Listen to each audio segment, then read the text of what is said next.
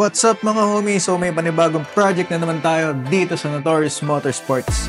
Ongoing pa rin ang Christmas sale namin kaya bisita na kayo sa mga branches namin para mabigyan na namin kayo ng magandang promo. So ngayon tingnan natin kung ano yung ginawa natin dito sa Honda Civic FD 1.8. What's up mga homies? So ito kung makikita nyo, ito na yung ginawa nating full exhaust system.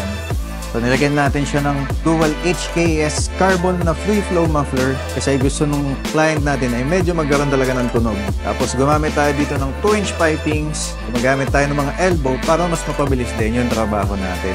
Siyempre, lagi tayong may resonator kasi nakakatulong to para dun sa back pressure ng sasakyan. At siyempre, stock nga may resonator so walang dahilan para tanggalin natin to. At siyempre, naglagay pa rin tayo ng flexible pipe para hindi kaagad masira yung mga mounting. So ayan mga homies, nilagyan natin siya ng ating custom headers, balik lahat ng sensor, gaya na rin nung nasa air intake system natin na naka-Datatec Tornado air filter, balik lahat ng mga sensor niyan para walang check engine. So ngayon mga homies, pakinggan na natin.